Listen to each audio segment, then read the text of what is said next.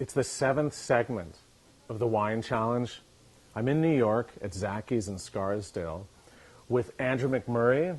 And Andrew just had a wonderful tasting of Burgundy, value Burgundy, which I didn't think was possible. But actually, wow, there were some excellent wines, good prices, and some really interesting wines.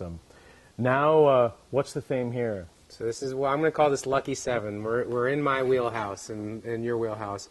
We're doing Italy. We're going to do a little tour of Italy. Okay. This is nice, right off the bat. It's a producer I discovered a couple years ago that's been doing amazing things, getting a lot of recognition in Italy, and for some reason the wines really weren't over here, or nobody really knew them. So beautiful aromas of cream and bananas and pineapples, but it's not overly tropical. Correct. Wine's going to hang on. Scream spring Wow. and summer, right? Yeah, and then it comes to papayas and so much going on here. It's a gorgeous wine. I'm 93 on that. I just love that wine. I think I have to agree with you on that one. So this is Carugate de Soave Monte Soave, Fiorentino. yeah. And that's from a top vineyard in Soave, the hillside vineyards. I mean, that's an amazing place. For me, one of the most beautiful vineyards in Italy. People think of Soave as just this simple white wine. That was really great. Ripeness in this really draws you in. You almost need like a quick readjust on the nose after the white to this. But this has a minerality too. This dark fruits. And then almost sort of a mahogany or leafy character. Mm-hmm. Wow. Really takes off. Again, nice density on the back palate. Right. And then a savory, beautiful fruit and almost sort of dark cherries. And I'm 91 on this. Okay. This is I remember this. Yeah, sure, the Barbera from Pico Macaro. Sure. And it's always good every year. Yep. And that's, for all the land that they own in Piedmont, they're 100% Barbera. That's all they do. They're specialized on it, which is great when you focus on one thing. And in a region like that, they do it really well. 21.99. It's great. Wow. And you say, for you, really, Italy's the most important segment in your store. You sell more Italian wine than anything else. Where's Jeff? Chef around here anywhere? Yes, it is. In a year we can sell anywhere from 20 to 25,000 cases of Italian wine here in a year. Wow. So.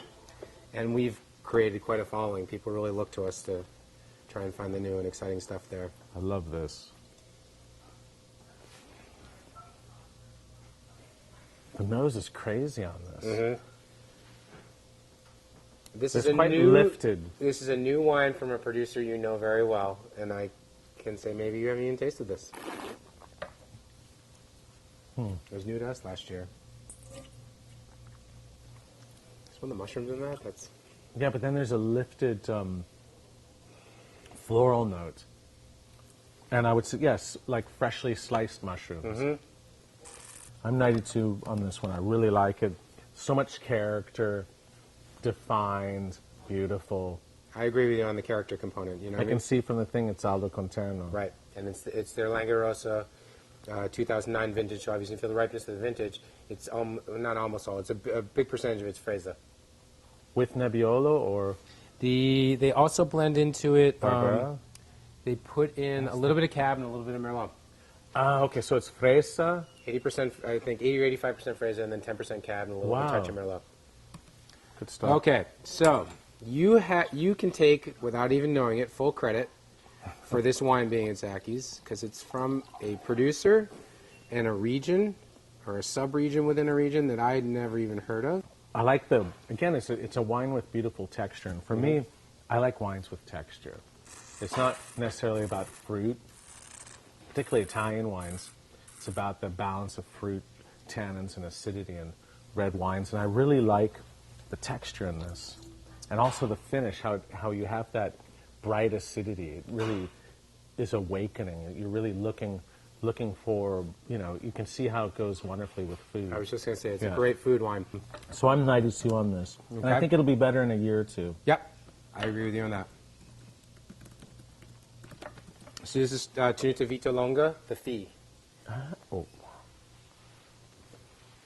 And so it's primarily Cab Franc. oh with sure, yeah. a little bit of Montepulciano blended in. Ricardo Cottarella consults at the estate, and it's in the Ficule, that subset region of Umbria. Oh, that's off right, on the sure. other side of like Orvieto. Yeah. So it took me a while to kind of go find them. And $29.99. Yeah. It's okay. Wine number 5. It's a little bit more traditional. Yep. Showing some ripeness, roundness. As I say, definitely a ripe vintage for sure. It must be, but it seems like around an 04 or something, or I can't. 6 seems too recent, but because it's starting to take on what you would say tertiary character, where you're really getting some bottle bouquet and more of the mushroom and leaves. Yep. It's totally ready. Beautiful example.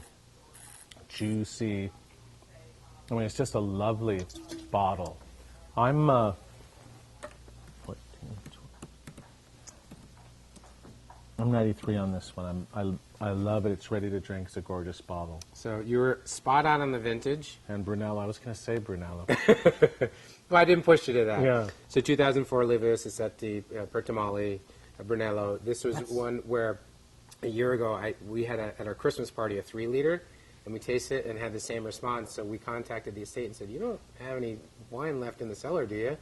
And they did. And so What's the price? we have that at 55. Yeah.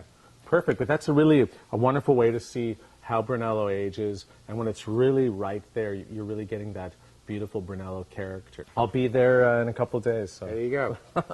Cheers. Cheers. Great tasting. Thank you.